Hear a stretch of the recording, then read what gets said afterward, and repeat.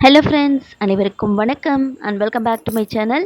இன்றைக்கி நம்ம சேனலில் என்ன வீடியோ ஷேர் பண்ணியிருக்கேன்னா, லாஸ்ட் வீடியோவோட கண்டினியூஷன்ஸ் தான். தீபத்துக்கே உரிய இந்த கார்த்திகை மாதத்தில் நாம் எந்த விதமான தீபங்கள் ஏற்றி வீடுகளில் பலனடையலாம் அப்படின்றத ஷேர் பண்ணியிருந்தேன். லாஸ்ட் வீடியோவில் 365 திரி கொண்ட தீபமும் நெல்லிக்கனி தீபத்தை பற்றியும் ஷேர் பண்ணியிருந்தேன்.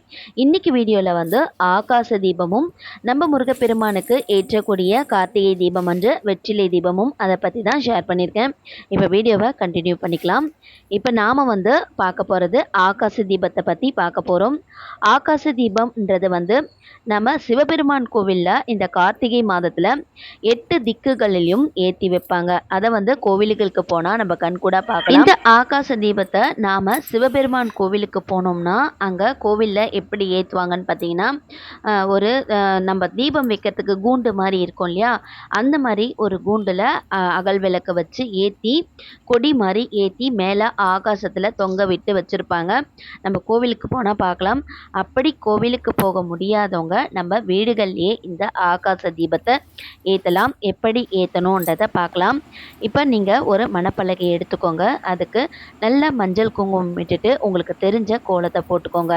போட்டுட்டு ஒரு அகண்ட மண் விளக்கு, புது மண் அகல் விளக்கு இருக்கிறது நல்லதுங்க. எடுத்துட்டு 2 திரியை நல்லா திரிச்சிட்டு 8 திரி போல் எடுத்துக்கோங்க. எடுத்துட்டு எண்ணெயை விட்டுட்டு அந்த திரியை வந்து 8 திசை நோக்கி வச்சுக்கோங்க. வச்சுட்டு இந்த திரி தீபத்தை, ஆகாச தீபத்தை நாம் எந்த இடத்துல ஏற்றணும்னு பார்த்தீங்கன்னா, வடகிழக்கு திசை நோக்கி ஏற்றணும். நார்த் ஈஸ்ட் அப்படின்னு சொல்லுவாங்க இல்லையா, அந்த திசை நோக்கி ஏற்றணும். நார்த் ஈஸ்ட் அப்படின்னா வடகிழக்கு திசை எந்த திசைன்னு பார்த்தீங்கன்னா, நம்மளுக்கு வந்து டக்குன்னு வந்து திசைகள்லாம் வந்து டக்குன்னு பார்க்க தெரியாது இல்லையா. அதனால் நம்ம மைண்டில் எப்படி வச்சுக்கணும்னு பார்த்தீங்கன்னா, நம்ம வீடுகளில் வந்து போர்வெல்ஸ் எடுத்திருப்பாங்க இல்லையா, தண்ணி எடுக்கிற இடம், அதுதான் நார்த் ஈஸ்ட் வடகிழக்கு திசை. அந்த திசையை பார்த்துட்டு நீங்கள் வந்து 8 திசை நோக்கி இருக்கிற மாதிரி 8 திரி போட்டு நல்லா வந்து எண்ணெயை போட்டுட்டு ஒரு அரை மணி நேரம் போல் இருக்கிற மாதிரி தினமும் வந்து இந்த கார்த்திகை மாதம் முழுவதும் மாலை நேரத்தில் ஏற்றி வைக்கிறது ரொம்ப ரொம்ப நல்லதுங்க. இந்த ஆகாச தீபம் ஏற்றுறதுனால நமக்கு சகல ஐஸ்வர்யமும் கிடைக்கும். ஆகாச தீபம் ஏற்றிட்டு வந்தோம்னா நமக்கு பண கஷ்டம் தீரும், கடன் தொல்லை இருக்காது. வீடுகளில் நம்ம என்ன நினச்சி நம்ம இந்த தீபத்தை ஏற்றி வைக்கிறோமோ நமக்கு கண்டிப்பாக நினைக்கிறது நடக்கும்ன்றது ஐதீகம்.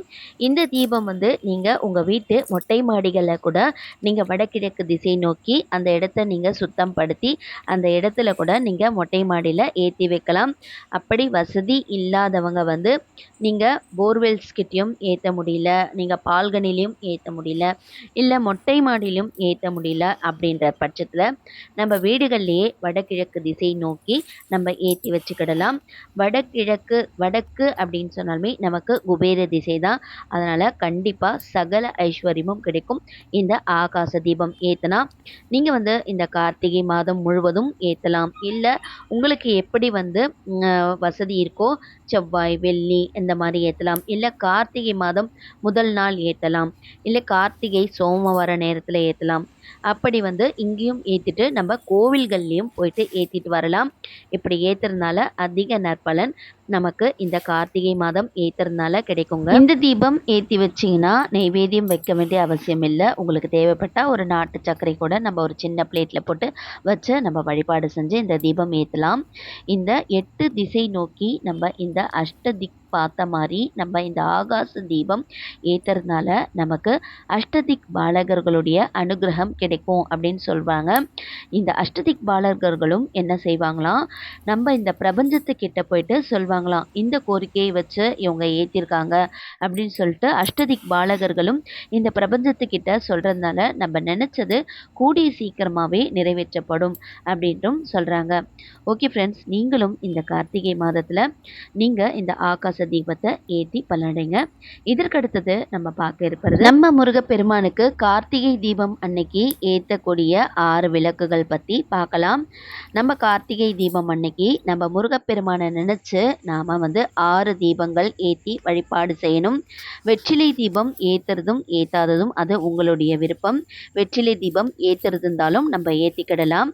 இந்த மாதிரி நம்ம முருகப்பெருமானுடைய திருவுருவப்படம் அவங்கள உட்கார வச்சுட்டு அவங்களுக்கு முன்னாடி ஷட்கோண கோலம் போட்டுட்டு சரவணபவ ஓம் சரவணபவ அப்படின்னு எழுதிக்கோங்க. எழுதிட்டு அதில் 6 வெற்றிலையை வச்சுக்கோங்க. காம்பை கிள்ளி எடுத்துக்கோங்க.